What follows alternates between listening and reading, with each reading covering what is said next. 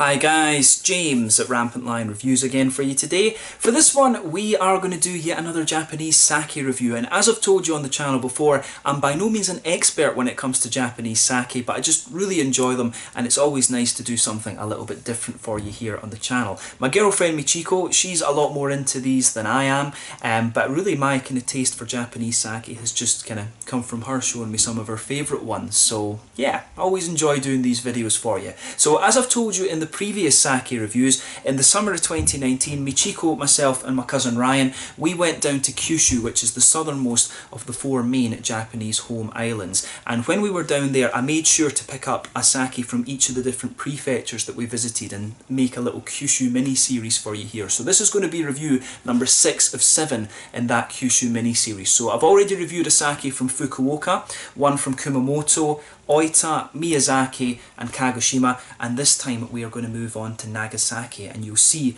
the final review in this mini-series, which will come from Saga in a few weeks' time. So for the Nagasaki sake then, bit hard to say that, we're going to go to Yamasaki Honten Shuzojo, and this one is the Magatama Junmai Daiginjo. So Magatama is the sort of brand, if you like, of the sakes. As I've told you before, quite often, you know, there will be like a parent company and then the sakes are sold under a particular brand. This happens often with the craft beers as well, but the Junmai Daiginjo, that tells you, Junmai tells you that it's a pure rice sake, Daiginjo tells you that the rice grains are milled down to 50% of their original size. And usually the Daiginjos are the most expensive of the kind of normal types of sakes, or the easy to find types of sakes, but they're usually very, very smooth, and often they can be quite sweet as well actually. I really do enjoy a good Daiginjo, but you know, they're quite expensive actually, so I haven't tried all that many of these yet. So yeah, really cool to try a Nagasaki sake for you for the first time on the channel. Like I said, I've got a project where I want to try and review one from each of the 47 prefectures in Japan, and I think so far we're about at 18 or something like this, 18 or 19.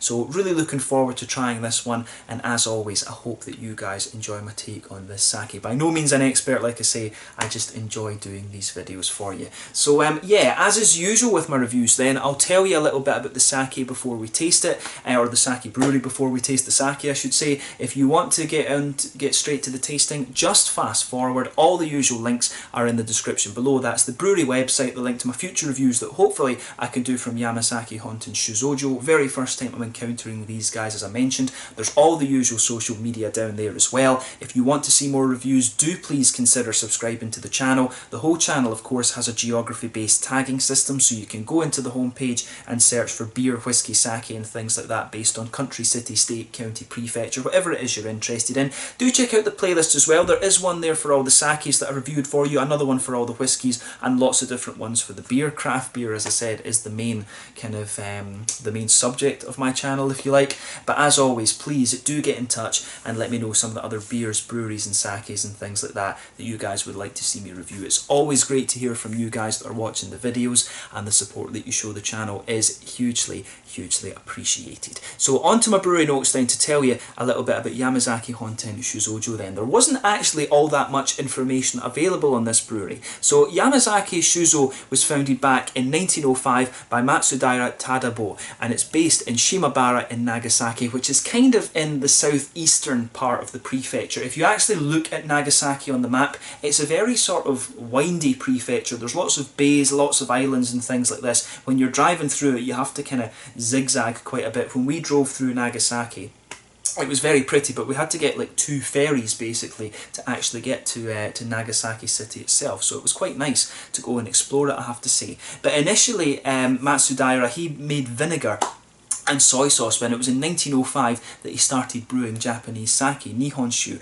But in 1999 he was ranked as one of the best brewers, or the best brewer in Japan, by the National Sake Review, which is quite impressive. The other thing that's pretty impressive about that is the fact that this Kyushu region is actually, or the Kyushu island, is more known for its shochu. The big problem that they have down in Kyushu is that it's a very kind of warm and tropical and quite humid climate. And when it comes to sake, you need to have at least quite low temperatures, or at least control of the temperature, to actually be able to produce it. The fermentation process that goes on in sake is quite similar to you know, like lager beers or something like this. So yeah, artificial refrigeration didn't come in until, you know, the sort of turn of the 20th century and things. So for a Nagasaki sake brewer to start up and then be so highly ranked just after the First World War, it is pretty damn impressive, I have to say. But the company continued to grow over the following years and modernise, and they've basically passed it down the generations of the Matsudaira family, and that is quite often the case with a lot of these Japanese sake breweries. So today they're producing sake, shochu, different liqueurs like plum wines and stuff like this, and also regular wine as well, actually.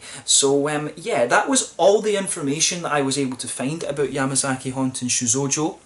There really wasn't very much on their website. Some of these websites for the sake breweries in Japan, they're very old and clunky, you know, they're from like the early 2000s and things like that, so they're not as good as some of the more modern websites and stuff like this, and there really wasn't very much information available on these guys. Michiko searched around for some newspaper articles and things for me as well, but again, there just wasn't very much available on these guys at all. So yeah, that was all I was able to find out about these guys, unfortunately. But hopefully I can find out a little bit more at some point in the future and return to these guys as well. So yeah, that's all I can really tell you about Yamasaki Honten Shuzojo. If you want to learn more, of course, you can check out the brewery website. It is mainly in Japanese, and you can use Google Chrome to translate it, of course. So check it out if you are interested, but probably it's best if you're a Japanese speaker. So yeah, let's get on and actually have a taste of this sake then. As I said to you, the specific name of this one is the Junmai Daiginjo, or Magatama, to give it the brand name as well. As I've told you before, a lot of Japanese sake breweries, there's usually a parent company, then there's a brand that the sake is sold under, and then the sake has its individual name. You find this quite often with the Japanese craft breweries as well. But on the label then, on this part up here, it says Junmai, and then the bigger kanjis say Daiginjo. So yeah, Junmai Daiginjo. I think I forgot to tell you the alcohol content of this one. It says on the back that it's between 15 and 16% alcohol, and I think the main reason for this is that in the more tropical places like Kyushu, it's quite difficult for them to control the temperature fully, so you will get a little bit of difference in the sort of yeast activity and things like that, or the koji, I believe they call it in Japanese sake. So yeah, you will get a little bit of variance in the alcohol of this, but it's somewhere between 15 and 16% alcohol. It's a Junmai Daiginjo. So Junmai, as I mentioned earlier, tells you that it's pure rice. You also get the Honjozos, where they add a little bit of distilled alcohol to it, and Daiginjo tells you that the rice grains are milled down to 50% of their original size. A regular ginjo is where they're milled down to only 60% of their original size, and basically they take all the rubbish off the outside of them, and you get a more kind of pure and smooth sake, if you like. So yeah, this one also uses Yamada Nishiki rice, which is quite a popular rice type or rice brand or whatever to brew sake with. So yeah, really curious to see how this one turns out. There you can see it's got a lovely kind of rustic type label to it there. Not sure how well that's coming out in the light. I'll just tip it a little bit and let you see it a wee bit better. And you can also see this one has a little bit of a different cap. Usually a lot of the sake breweries have you know, have different caps and things on them. So this one's quite unusual in the fact that it has English on it, because usually it's the brewery's kanjis or something like that there. And this bit on the side here is just the address of the brewery in Shimabara in Nagasaki Prefecture. So yeah, let's get this guy out then and we'll get on with the tasting. I'm really curious to see how this one turns out actually, if it wants to open. We'll just take the cap off there and we'll get some of it out and into the glass. So yeah, look at this. I think this is going to be really nice actually. So yeah, as you can see with this one, and as I've told you with sakes before, they're normally really clear unless you're having a nigori, of course, which is the unfiltered type. Usually these ones are pretty damn crystal clear, but they will often have a kind of coloured tinge to them. So sometimes it can be like a turquoisey blue, sometimes it can be a yellowy colour, and sometimes it can be a little bit more green. I would say that this one is somewhere between a sort of turquoisey blue and a very, very light green actually. I don't know how well you can see the tinge on that one. To me, when on my camera control down here, it looks as if it's coming out a little bit more yellow, and in fairness, I can see a little bit of a yellow sort of tinge to this one as well. You can see there's actually a few little bits of sediment just kind of floating around in this one as well actually, but it looks very, very nice. If I put my fingers behind the glass, you can see that it is pretty much crystal clear actually, and the thing that's going to give the sake different colours is of course the type of rice and the soil and things that it's grown in. So yeah, let's have a look at the aroma then and see how we get on with this one. Not too much to say about the appearance of this. So yeah, straight away with this one, it comes across as really quite sweet. I should also mention the things that we need to talk about when it comes to sake. I've got a list of stuff that I need to go through here. As I always say, I fill in my notes after I've tasted the sakes because I'm still learning with these. So according to the experts, when it comes to sake, you have to talk about the impact when you take it in, the tail, when you know, it basically what happens in the aftertaste, floral quality, fruitiness, earthiness, sweetness, dryness and acidity. So we'll try and talk about that in the aroma to some degree as well. But first impression of this one is that it comes across very, very smooth and really quite sweet. As I said, Daiginjos tend to be a very smooth and very sweet sakes. So a lot of nice sweetness coming out of this one. There's a good little bit of a kind of floral quality there as well. You'll kind of feel on the sides of the nose there is a little bit of a kind of floral note to it. The fruitiness is really nice actually. It's quite a strong, almost oily smelling fruitiness that you get out of this. Definitely some kind of peary notes, a little bit of an almost sharper appley quality to it as well. Some kind of juicy gooseberries, maybe a little bit of like lychee or something like that. This one, some of them you can get a little bit of tropical quality out, but I think this one is like a really, it's almost like a really oily gooseberry or a really oily sort of white grape, but you can get a little touch of an apple sharpness to it, and there is almost just a little touch of like a kind of lychee or something in there. It's always quite difficult to pinpoint exactly what the fruity notes are in the aroma of sake, but I'll tell you something, the fruity notes in this one come across as really juicy and quite big and oily. I really like that about it. Like I said, some kind of floral notes out of this. There's a teensy little bit of earthiness to this one, and I've always found that earthiness you tend to find that more in the less milled the rice grain is, the more earthiness you get out of it. The more it's milled, the more kind of pure and sweet I think it comes across as. I've noticed that when you go from like ginjo to daiginjo. But yeah, this is a really lovely, quite sweet smelling sake. The sweetness I think dominates the aroma in this one, but some nice floral notes as well, a little bit of a kind of citrusy, zesty quality, some fruitiness in there. There's no real acidity coming out of this one, maybe a little touch at the front of the nose, you can smell it's a little bit zesty kind of thing, a little bit of a zesty sort of acidity, but overall I would say that the aroma of this one comes across as very, very smooth, a big sort of oily, fruity quality in there as well.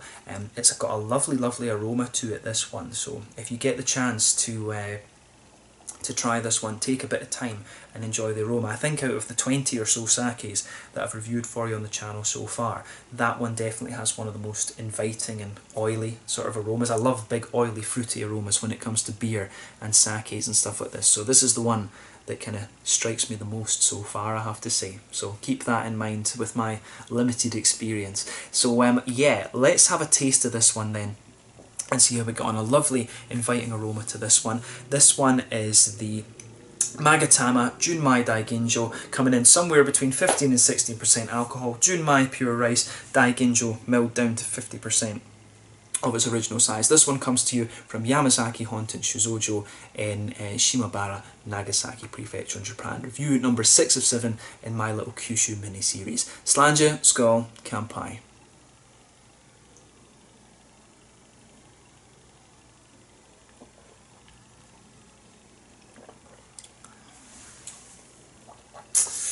Yeah, that's a beautiful sake, that.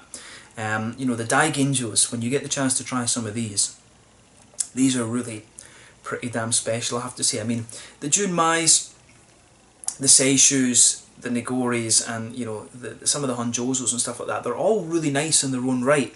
But there is just something about the Daiginjos, you know, you pay a little bit more for them, but when you taste them, it really is worth it. The Daiginjos are really, really quite lovely actually. So I'm just going to say straight away, thumbs up to Yamasaki Honten Shuzojo for this one. They've done a really nice job of this. I certainly wouldn't hesitate to drink this again. I didn't pay overly much for this. I think I paid somewhere in the region of like 600 yen, maybe 700 yen for this little bottle.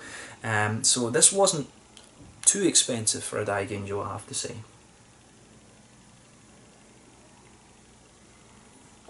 Kind of regret not buying the bigger bottle now, right enough. But yeah, this is lovely. So let's talk about the impact of this one then. So when this one comes in, it's got a really nice, the impact of this one is really, really very smooth. You don't really get much in the way of acidity out of this one, and that's again something I've noticed with Daiginjos, and at least in my experience, you don't get too much in the way of earthiness or acidity out of them. You get more of that with the likes of the Honjozos, of course, and when you get higher alcohol as well, you can get a little bit more acidity, in my opinion. But the impact of this one is really very smooth, and the first impression of the mouthfeel is that it's quite an oily one, this, but again, I think that's a characteristic of the Daiginjo style generally.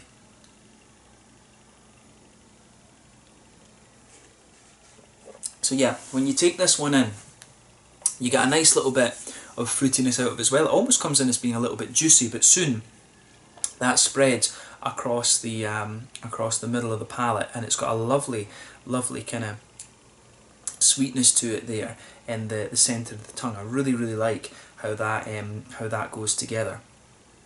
The middle of the palate is really, really very nice. It's, I have to say, it's not the most kind of complex compared to some of the other sakes I've had. It's been very sort of fresh in the middle of the palate, but this one's really just very, very smooth and really light. But again, that's the mark of this Daiginjo style, if you like. And the further you go into the aftertaste, the middle of your palate does dry out a little bit, but that kind of smoothness and sweetness really remains there, in my opinion. In the back corners of the tongue then, this one has, there is a little teeny bit of earthiness there, and that does get drier the further that you go into the aftertaste as well, but it really is quite minimal, especially compared to the likes of the ginjos and stuff like this. The earthiness in this is quite low, but as you come further forward along the sides of the tongue, you also get a little bit of a kind of floral note out of this one, and again that gives you a little bit of dryness to the sake as well. So I always find the dry elements to the sakes tend to be related to the earthy qualities and the floral notes, but then round the very front curve of the palate on this one, you've got a little bit of a kind of grassiness with this kind of sake as well. So that's a really nice point about this one too.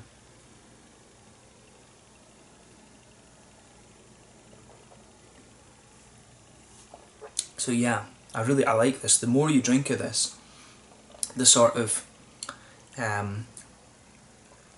more, it does get a little bit more floral the more you drink of it, and you start to get more oiliness out of the fruity qualities as well. So I mean, that's it really is quite nice actually. I really like how this one goes together. This is definitely one of these ones where it's all about how the flavours kind of just come together rather than anyone being overly punchy, if you like. So yeah, keep that in mind when you try this. The fruity side of things then, as I always say, the fruity qualities always come out in that little oily bubble behind the front curve of the palate, and for me, this one, the fruity notes are very oily, as I was picking up in the aroma.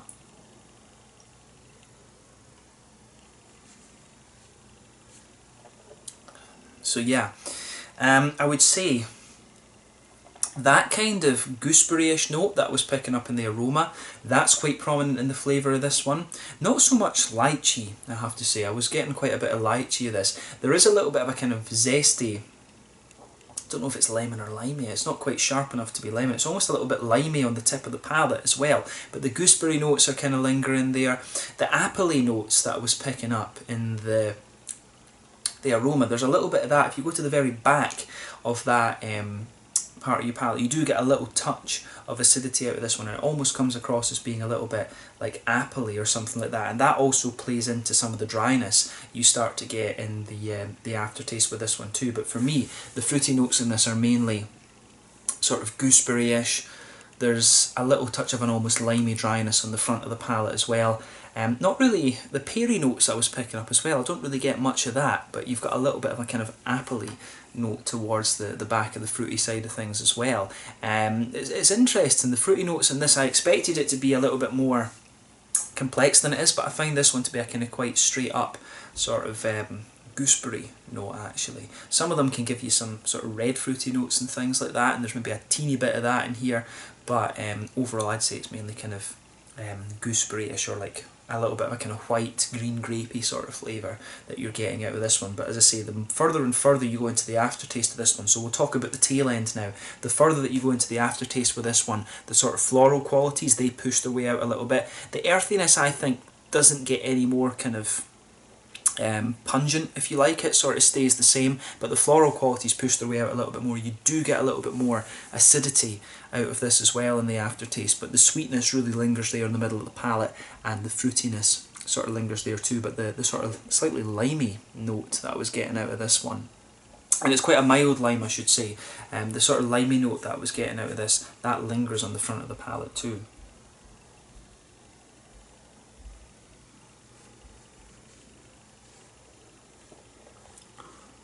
So yeah,